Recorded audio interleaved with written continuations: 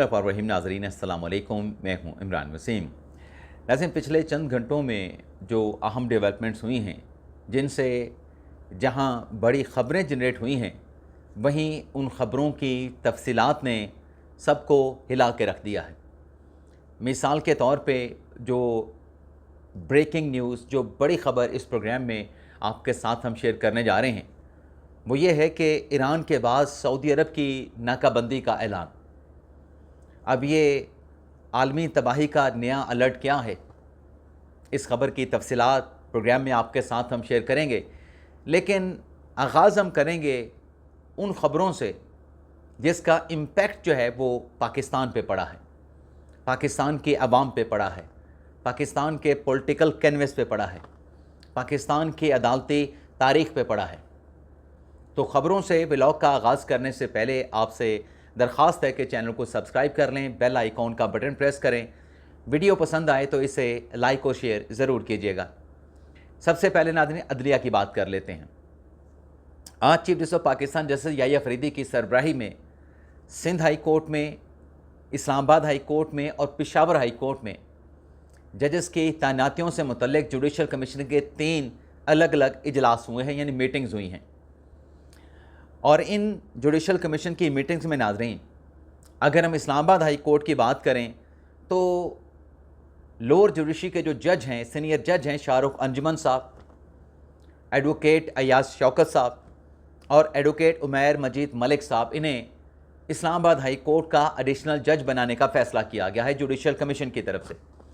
और एक और मीटिंग में जुडिशल कमीशन ने सिंध हाई कोर्ट के लिए सुरेश कुमार, शाहनवाज मेमन और हमायूं ख़ान को सिंध हाई कोर्ट का एडिशनल जज बनाने का फ़ैसला किया है। अब कसरत राय के साथ ये फ़ैसला सामने आया है। सिंध हाई कोर्ट में 5 वैकेंट सीटें थीं, जिनके अगेंस्ट 3 एडिशनल जज जो है वो लगाने का फ़ैसला किया गया है। इसी के साथ साथ नाज़रीन, सिंध हाई कोर्ट में एक जज साहब जो कि एडिशनल जज थे, उनकी कन्फर्मेशन नहीं की गई। एक और जज साहब थे, उनकी मियाद में 6 माह की एक्सटेंशन की गई है। और जो कॉन्स्टिट्यूशनल बेंच है सिंध हाई कोर्ट का, उसको भी एक्सटेंड किया गया है, उसमें भी तौसीह की गई है। और अगर पेशावर हाई कोर्ट की बात करें तो पेशावर हाई कोर्ट में जस्टिस साबितुल्लाह खान, जस्टिस इनाम मुल्ला खान, जस्टिस औरंगज़ेब और जस्टिस फ़राज जमशेद, इन्हें जुडिशल कमीशन की जानिब से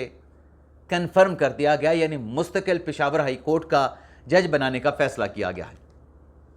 अब नाज़रीन, एक और अदालती ख़बर है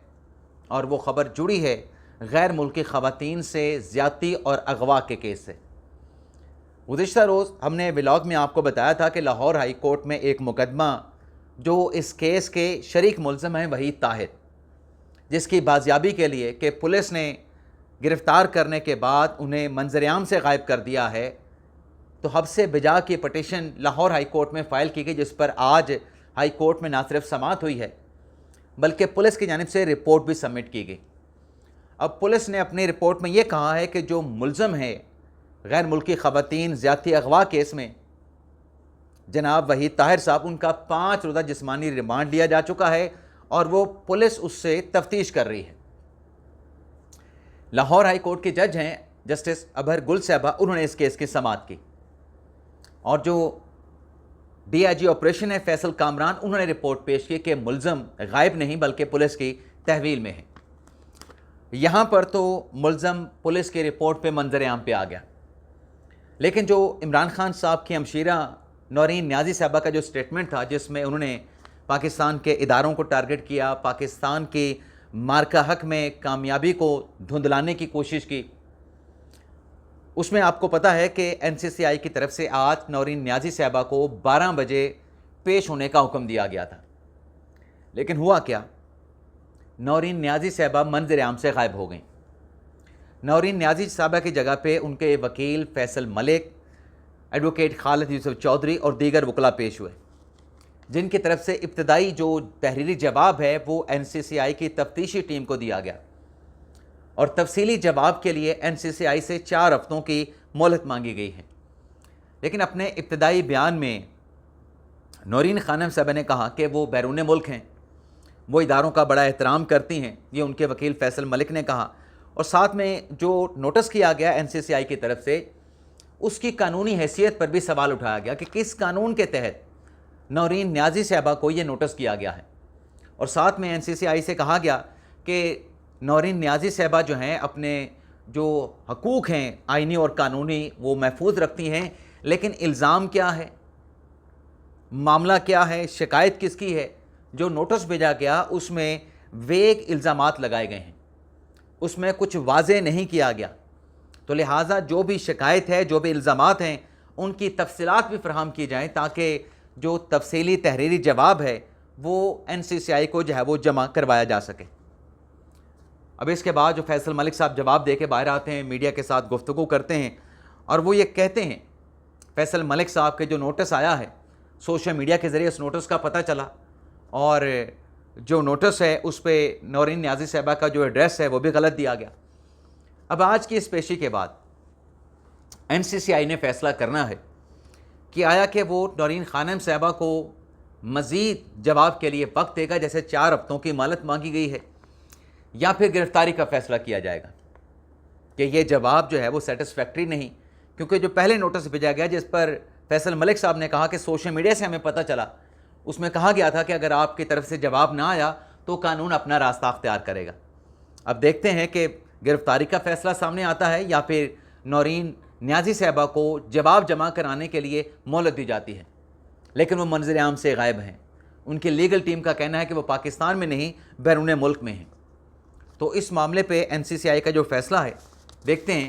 کہ کیا فیصلہ کرتی ہے، لیکن البتہ حکومت کی طرف سے واضح کیا گیا ہے،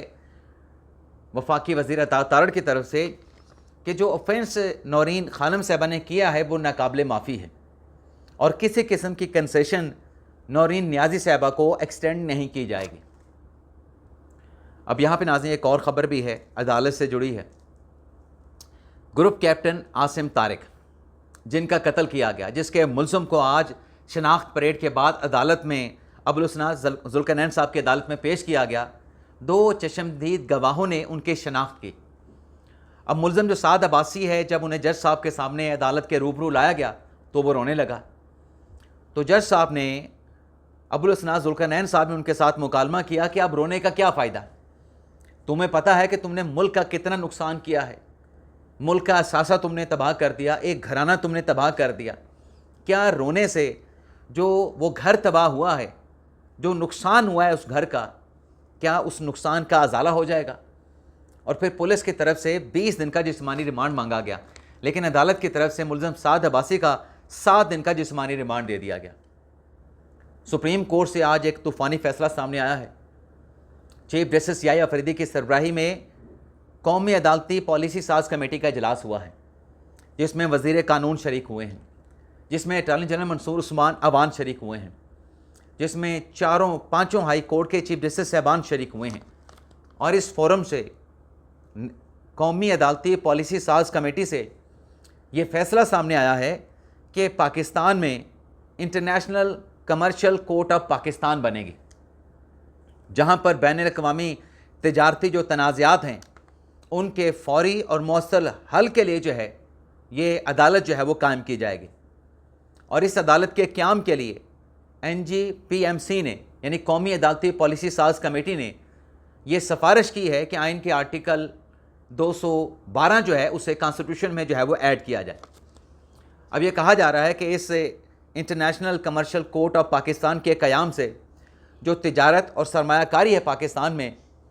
اسے فروغ ملے گا، تجارت اور سرمایہ کاری میں یہ جو کورٹ ہے وہ کشش پیدا کرنے میں معاون جو ہے وہ ثابت ہوگی۔ تو یہ پاکستان کی معیشت کے لیے ایک اہم فیصلہ کیا گیا اور بروقت فیصلہ کیا گیا ہے۔ اب ناظرین بات کر لیتے ہیں جو دیگر مقدمات ان کی ڈیٹیل، جو دیگر خبریں ان کی ڈیٹیل۔ چلیں ایران کی بات کر لیتے ہیں۔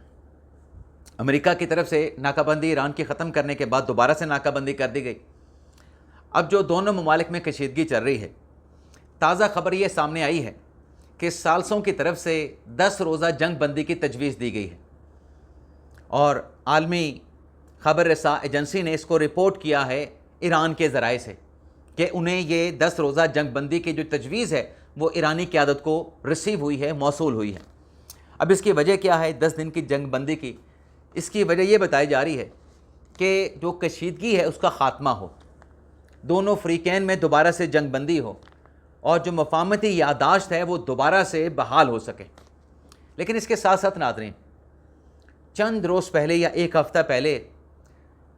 عالمی خبر رساں ایجنسی نے خبر رپورٹ کی تھی کہ ایران جو ہے وہ باب المندب کو اس کی بندش سے متعلق غور کر رہا ہے، اور حوثی باغیوں کو، حوثی تنظیم کو اس حوالے سے پیغام پہنچا دیا گیا ہے۔ لیکن آج یہ خبر سامنے آئی ہے کہ یمن کی جو حوثی تنظیم ہے انصار اللہ، ان کی طرف سے سعودی عرب کی ناکہ بندی کا اعلان کر دیا گیا ہے کہ حوثی تنظیم یمن کی جو انصار اللہ ہے ان کی طرف سے سعودی عربیہ کی ناکہ بندی کی جائے گی۔ اب ظاہر سی بات ہے کہ اس کا برڈن پاکستان پہ بھی آئے گا، دنیا کی معیشت پہ بھی آئے گا، پیٹرول مصنوعات کی سپلائی پر بھی آئے گا۔ لیکن یہ واضح رہے کہ پاکستان کا سعودی عرب کے ساتھ جو معاہدہ ہے وہ دفاعی معاہدہ ہے، وہ ایگریشن جارحیت کا معاہدہ نہیں ہے۔ اگر تو سعودی عرب پہ حملہ ہوتا ہے تو پاکستان اس حملے کو ناکام بنانے میں سعودی عرب کا دفاع کرنے کے لیے معاہدے کے مطابق جو ہے وہ پابند ہے، کیونکہ سعودی عرب پہ حملہ پاکستان پہ حملہ تصور کیا جائے گا۔ لیکن یہ جو ناکہ بندی کی صورتحال ہے، اس سے ناظرین ایک نئی تباہی کا الرٹ سامنے آیا ہے۔ اب آپ اندازہ کریں نا کہ آپ نے ہرمز کی ناکہ بندی سے یا ایران کی ناکہ بندی سے دنیا کی جو معیشت ہے وہ بوجھ تلے آئی ہے۔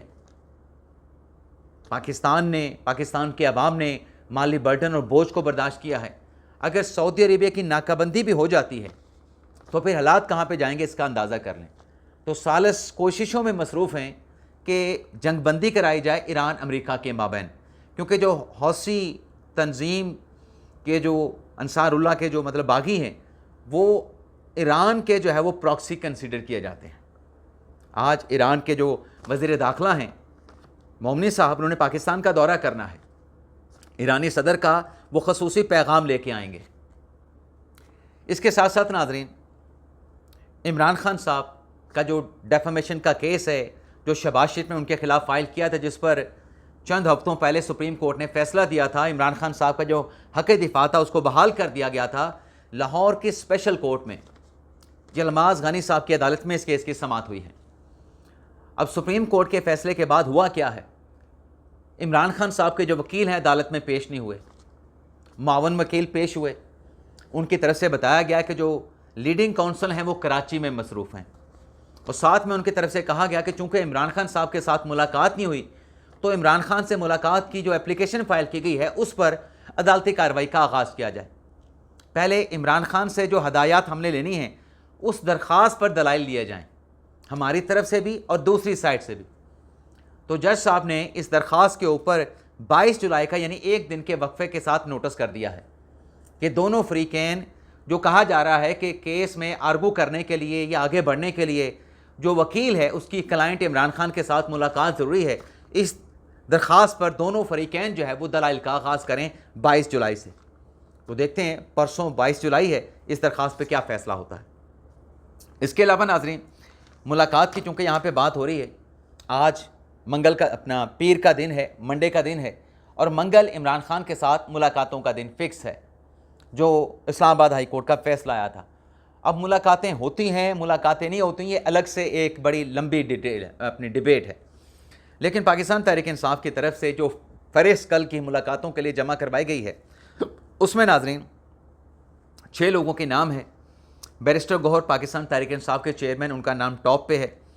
اس کے بعد خالد یوسف چودھری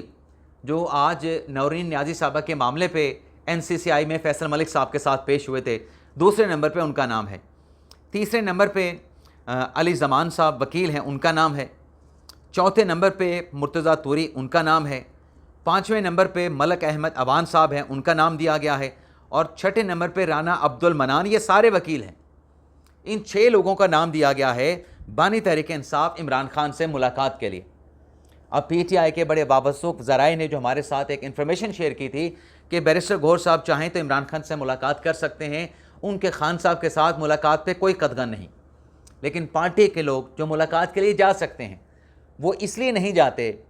کہ عمران خان سے ملاقات کا جو برڈن ہے، جو بوجھ ہے، وہ برداشت کرنا آسان نہیں،